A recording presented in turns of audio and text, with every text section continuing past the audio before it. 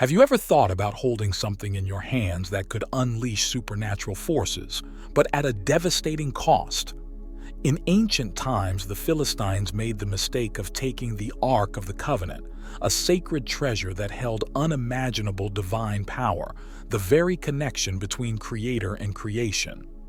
Then calamities began to unfold one after another: apocalyptic plagues, mysterious deaths, and a trail of destruction relentlessly pursuing them, until they were forced to return it, realizing too late that they had unleashed a force they couldn't control. Do you want to uncover the dark secrets behind this divine object? Join us today as we reveal the biblical story of the Ark of the Covenant. But just before we start, don't forget to like, subscribe, and comment below on which story you'd like to hear next. To understand the Ark of the Covenant, we must go back to the biblical accounts in the book of Exodus. According to the Bible, the Ark was a direct command from God to Moses on Mount Sinai. In chapter 25, starting from verse 10, it recounts that God instructed Moses to build a sacred chest of acacia wood covered inside and out with pure gold. The Ark was to have specific measurements: 2.5 cubits long, 1.5 cubits wide, and 1.5 cubits high. On the top of the Ark, known as the mercy seat, 2 golden cherubim with outstretched wings would be placed, facing each other and looking downward. This detailed design had a divine purpose: to serve as a meeting place between God and His people. The construction of the Ark was carried out meticulously, following the divine instructions to the letter.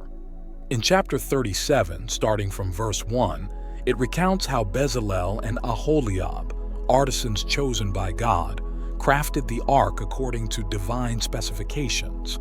They used acacia wood overlaid with pure gold inside and out. They shaped the Ark, ensuring its durability and splendor.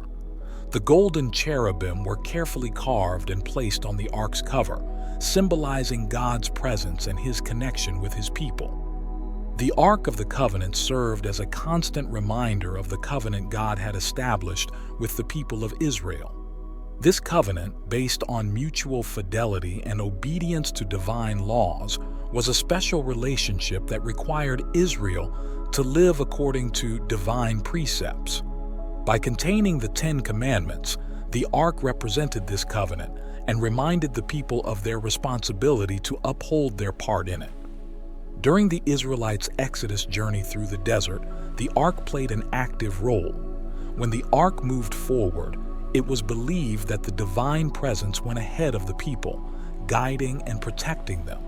The Ark also conferred a unique identity on the people of Israel, reminding them of their special relationship with God and their role as the chosen nation.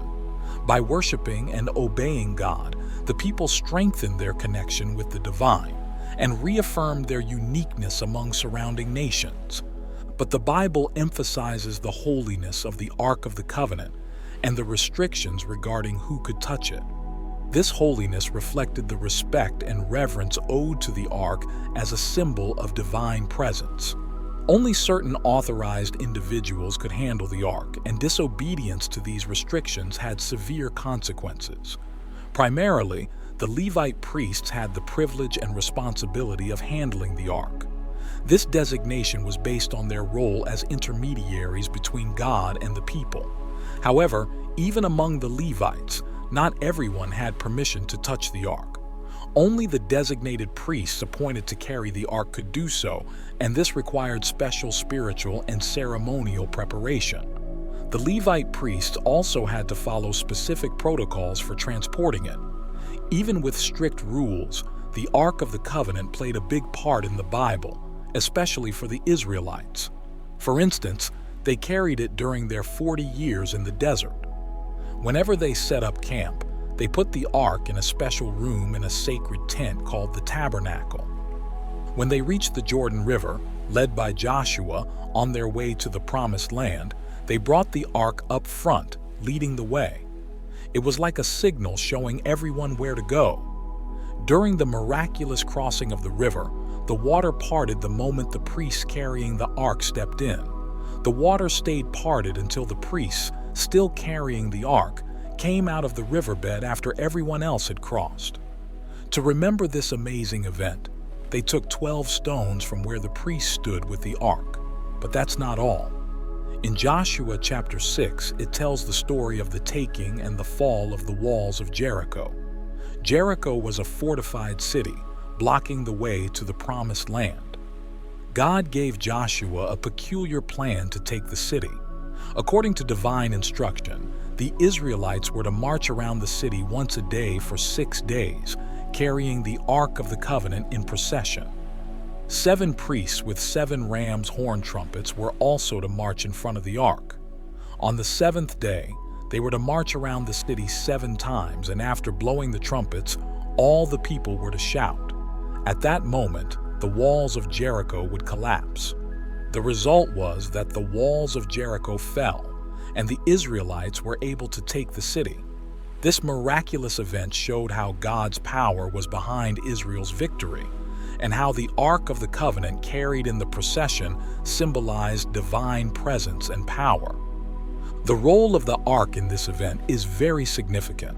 The procession around Jericho with the Ark and the trumpets led to the fall of the walls, conveying the message that victory did not depend solely on military strength, but on the power and intervention of God. One of the most dramatic moments in the history of the Ark of the Covenant occurred when it fell into the hands of the Philistines. In 1 Samuel chapters 4 and 6, it is narrated that during a conflict between the Israelites and the Philistines, the Israelites decided to bring the Ark to the battlefield, thinking it would give them an advantage. However, they were defeated, and the Ark was lost to the Philistines. Little did they know that the Lord was not pleased with their lack of faith and trust in Him. Instead of seeking guidance and blessing from the Almighty, they relied on a sacred object, thinking it would be enough to defeat their enemies.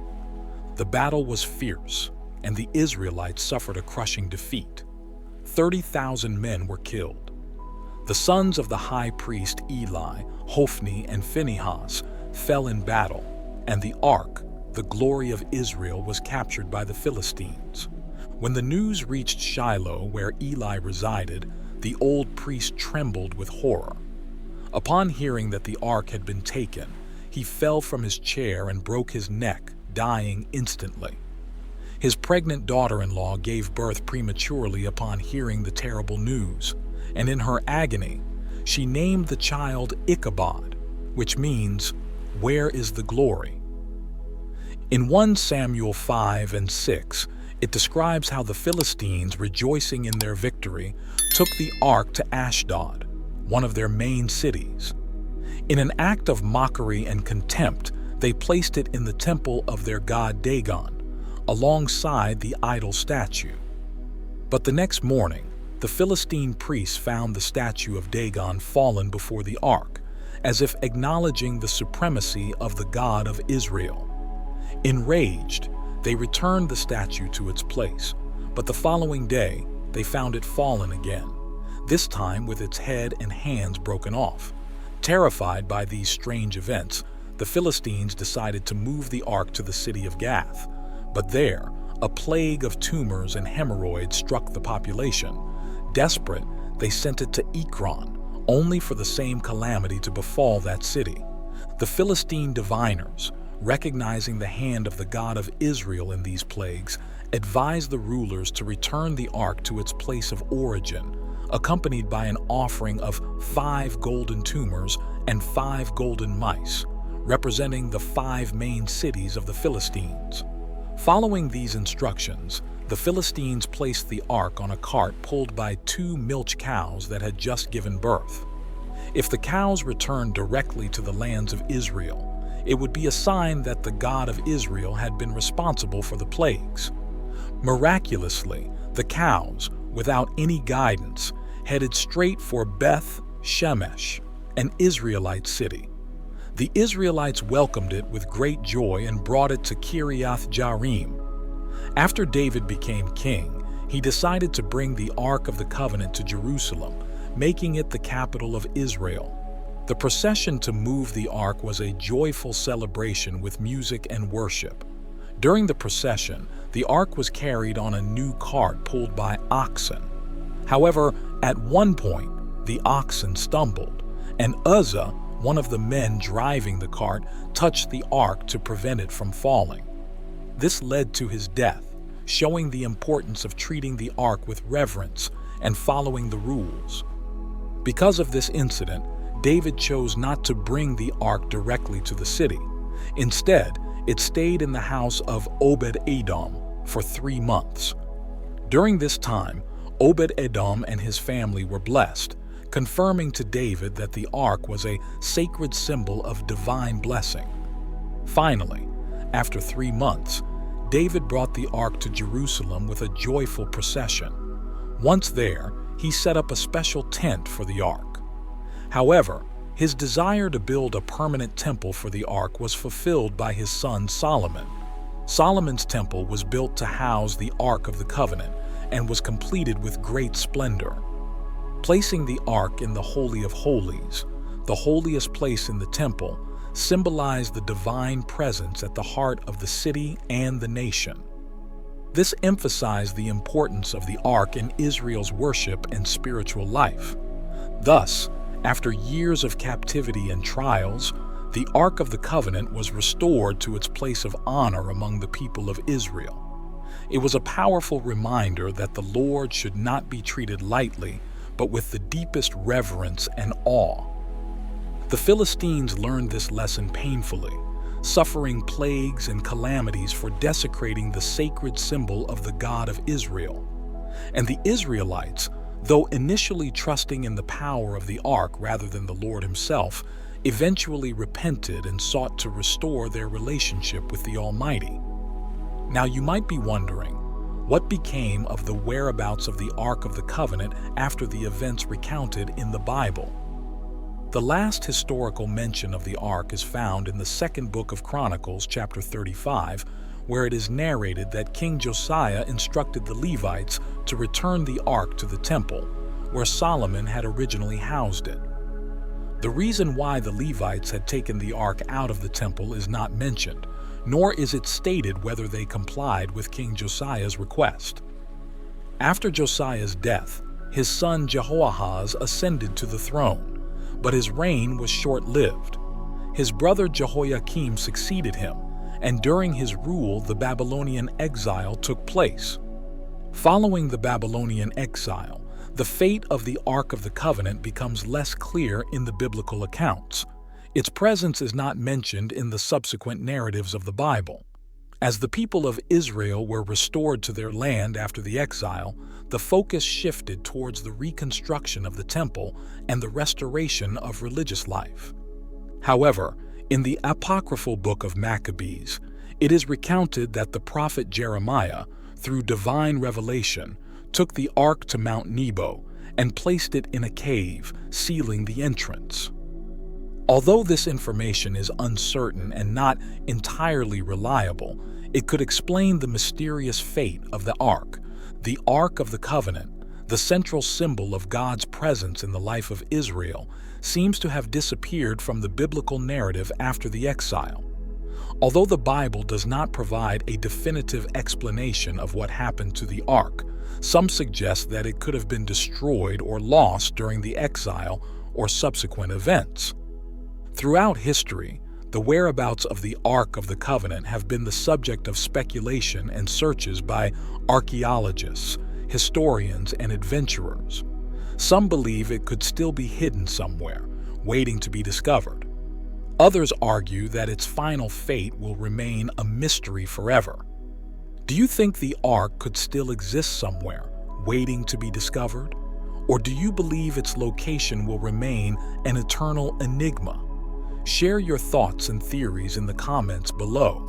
And don't forget to subscribe to our channel for more captivating content about the incredible stories we find in the Bible.